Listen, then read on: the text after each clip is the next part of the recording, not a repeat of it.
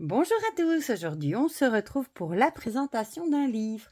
Un petit livre, un petit format. Je vous en ai déjà présenté 3 autres de cette collection, Apprentie sorcière aux éditions Larousse. Et ils m'en ont envoyé 3 autres et je me suis dit que j'allais vous faire 3 petites vidéos pour vous les présenter tous les 3 parce qu'ils sont vraiment très chouettes tous les 3.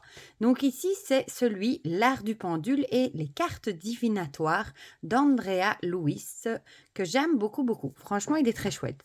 Donc, la couverture, vous voyez, a des effets de dorure. Et on va lire ensemble ce qui est écrit au dos. Alors, découvrez ces 2 outils fascinants et facilement accessibles, quelle que soit l'étape de votre chemin spirituel. Le pendule amplifie votre propre perception afin de la rendre visible. Il vous aidera à obtenir des réponses à toutes sortes de questions, à localiser des personnes, à retrouver des objets. Les cartes s'utilisent de façon complémentaire, elles vous aideront à développer votre intuition, mettront en lumière de nouvelles hypothèses et vous permettront d'aborder l'avenir avec plus de sérénité. Apprenez à les choisir selon vos besoins, à les utiliser de façon adaptée aux circonstances, à définir la planche de radiesthésie ou le tirage le plus adapté. Retrouvez aussi des conseils pour en prendre soin et les utiliser via des rituels simples.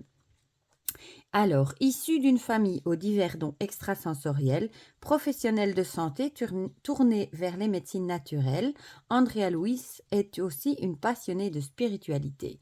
Elle utilise le pendule et les oracles dans sa vie quotidienne comme guidance personnelle ou pour répondre aux questions de ses proches. Et c'est un tout petit prix de 7,95 €. Voilà, voilà. Donc, on va regarder ça ensemble. Il est en couleur en plus. Voilà, donc vous voyez ici le sommaire. Donc on a d'abord découvrir les arts divinatoires, puis on a la catégorie le pendule, puis les oracles ici. Et pour aller plus loin, et on a un carnet de tirage. Voilà. Bon, je vous lis pas tout parce qu'on va le parcourir ensemble, ma foi. Donc on a une introduction et on a des belles photos. Découvrir les arts divinatoires. Alors, qu'est-ce qu'un art divinatoire? Ici, elle vous donne quelques-unes des pratiques divinatoires, radiesthésie, les runes, la tasséomancie, etc. Voilà, la démocratisation des outils de prédiction. Voilà. Développer son intuition grâce aux arts divinatoires. Voilà, elle vous explique un petit peu ce qu'est la divination. L'intuition plutôt, ce que je dis comme bêtise. Comment la développer. J'adore les illustrations qu'il y a dedans. Comment le pendule et les oracles aident-ils au quotidien? Voilà. Prédire l'avenir. Ici, c'est très joli. Regardez les phases de la lune avec des fleurs. C'est super joli. Comment ça marche? Et ensuite, on passe au chapitre sur le pendule. C'est chouette en plus, je trouve, d'avoir un petit livre comme ça emporté partout parce qu'il est super facilement dans le sac à main. Et d'un côté, on a le pendule et de l'autre, une partie sur les oracles. Je trouve ça très chouette. Donc, qu'est-ce qu'un pendule? Là, on a les bases. Pour ceux, par exemple, qui n'ont jamais tenu un pendule, c'est très chouette. Comment ça fonctionne? Les différents tubes de pendule, émetteur, récepteur. Bon, ça, c'est vraiment les bases. Si vous n'y connaissez rien, moi, c'est déjà des choses que je connais, mais ça ne m'empêchera pas de les relire. Pendule en métal, en bois, etc. Ceux avec les pierres, en lithothérapie. Les différentes formes de pendules. Voilà, ici, par exemple, témoin ou pendule de l'armée Mermet. Celui-là, je l'ai d'ailleurs.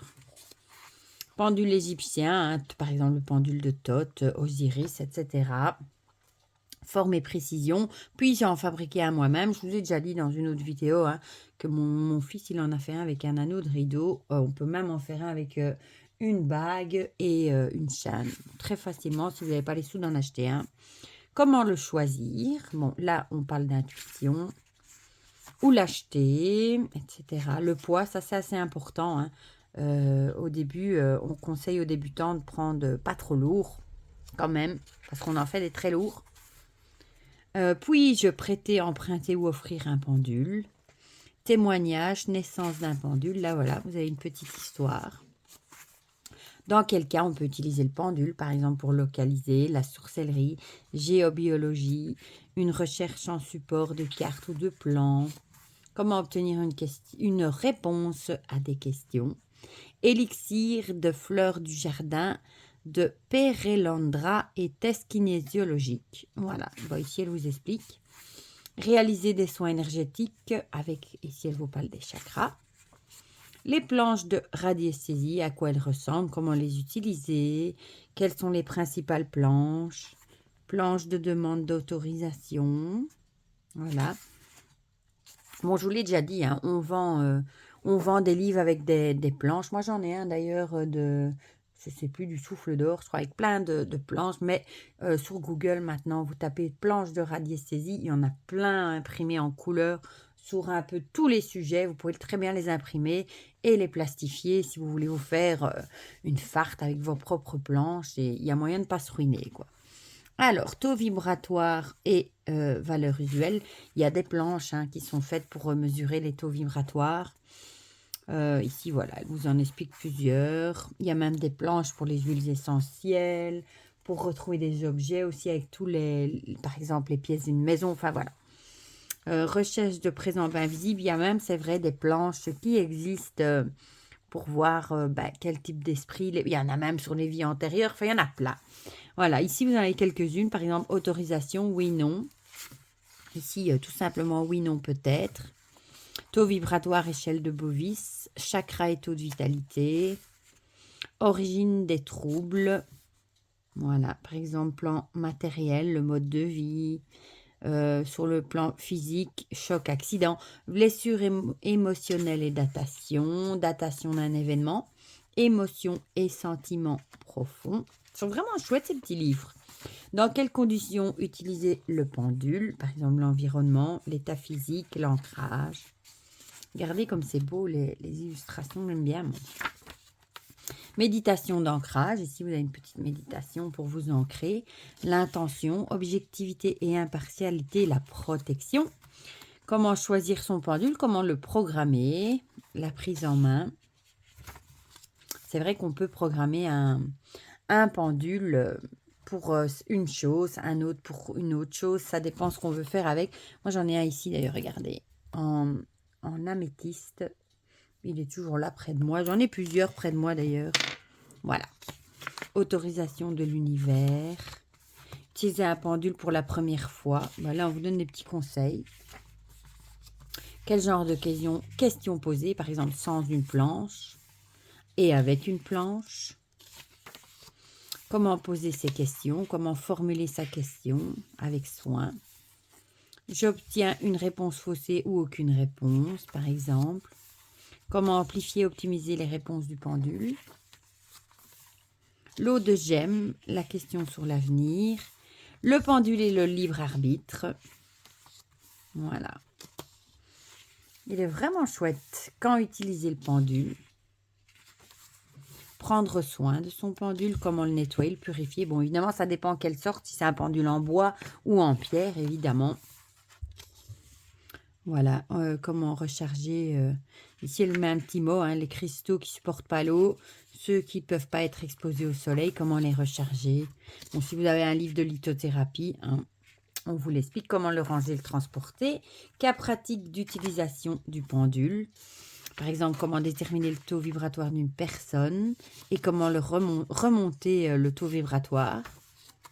Les soins énergétiques, par exemple le taux vibratoire d'un animal, d'un objet ou d'un lieu.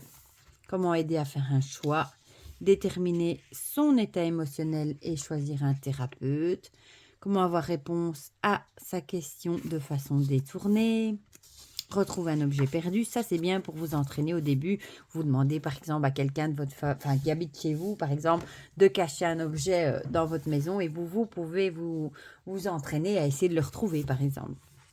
Localiser une personne ou retrouver un animal perdu, bon là c'est déjà plus, c'est plus trop un niveau débutant, c'est déjà plus un niveau expert, je vous le dis. Les oracles, du coup, la deuxième partie. Donc, du coup, qu'est-ce qu'un oracle? Là aussi, c'est le petit côté de base pour vous expliquer un petit peu. Par exemple, ceux qui n'ont jamais utilisé d'oracle, pourquoi pas. Des origines ancestrales à aujourd'hui. Quelle est la différence entre un oracle et un tarot? De quoi se compose un oracle? Comment se lancer? Déjà, comment choisir un oracle? La question qu'on pose souvent. Comment l'apprivoiser? Puis-je l'emprunter ou le prêter? Bon, ça, c'est en fonction évidemment de ce que vous ressentez. Et moi, je sais que c'est impossible pour moi de prêter un jeu. Je les aime trop et j'aurais trop peur qu'on me l'abîme. Voilà. Comment tirer les cartes avec un ou plusieurs oracles, se mettre en condition, se mettre dans l'ambiance. Il y a des huiles essentielles qui aident. Voilà. Je choisis le ou les jeux que je veux utiliser. Je sélectionne concrètement les cartes. Je reste particulièrement attentif à certaines choses. Moi, personnellement, mon petit rituel que j'ai, c'est toujours le même. Je fais toujours ça à mon bureau ici, où j'ai mon hôtel au-dessus, vous le savez. Et bah, les bougies, c'est pas que pour la déco des vidéos. Je les allume systématiquement parce que j'adore les bougies. Voilà. Alors, quels sont les différents tirages pour débuter? Celui à une carte, à 2 cartes, tirage en 3 cartes, convention pour les tirages à plus d'une carte, un tirage à 3 cartes particulièrement percutant, ici un petit témoignage on va dire, voilà, ici elle vous donne plusieurs types de tirages, ensuite tirage en 4 cartes, en 5 cartes, tirer les cartes pour quelqu'un d'autre, un tirage très troublant, là encore c'est un petit témoignage, à quelle fréquence tirer les cartes, prendre soin de ces oracles, comment les nettoyer, les purifier, les recharger. Voilà. Quand procéder nettoyage et rechargement, comment les ranger. Cas pratique d'utilisation des oracles. Demander un message ou une guidance pour la journée. Donc là, c'est la carte du jour. Demander un message dans le cadre d'un projet précis. Obtenir une réponse oui, non, peut-être. Tirer les cartes en utilisant un dé. Combiner pendule et oracle. Comment procéder du coup? Et pour aller plus loin, les autres supports de divination, la fumée, le feu, l'eau, la mousse, les nuages, les miroirs, les runes, la cristallomancie, il y en a plein. L'oniromancie, ça c'est les rêves. On parle ici des chakras. Se servir des signes comme outil divinatoire. Bon, on va attendre 2 petites minutes que le coucou a fini de coucouter.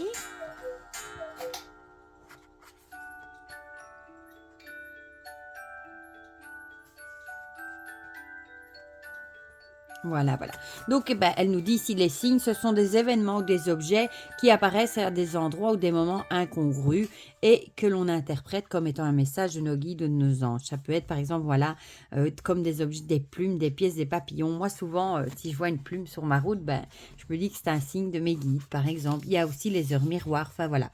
Ici, on parle de Carl Gustav Jung et le scarabée d'or. Et puis, on a un petit carnet de tirage. Si vous voulez écrire...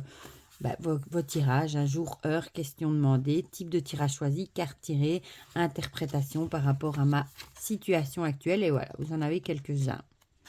Voilà, voilà. Et on va essayer d'arriver à la fin quand même. Youp! Une petite illustration. Et voilà. Franchement, je vous le conseille. Moi, je le trouve super chouette. Bon, moi, j'aime le pendule et j'aime les cartes divinatoires. J'aime les deux. Bon, c'est plutôt des livres... pour débutants, hein. C'est pas pour des gens qui ont déjà pratiqué les oracles ou les pendules, mais si vous aimez les deux, que les deux vous intéressent, que vous avez envie de vous lancer, franchement pour 7 €, je les trouve très très chouettes. Voilà. Donc dites-moi en commentaire ce que vous en pensez, si vous en avez d'autres de cette collection, hein, pourquoi pas. Moi je vous présenterai bientôt celui-ci, l'art du tarot, tirage et interprétation, et la cuisine des sorcières. Voilà, je vous ferai une vidéo sur les deux, ça viendra bientôt. Ils m'ont envoyé ces 3-là et je les trouve géniaux. Et j'en avais déjà 3, mais je vous avais fait une vidéo des 3, mais je me suis dit que présenter un à la fois, ce serait plus chouette. Voilà. Du coup, dites-moi ce que vous en pensez en commentaire. Comme ça, on discute de ça ensemble. Pour le reste, je vous fais plein de gros bisous et on se dit à très vite pour de prochaines vidéos. Bisous, bisous.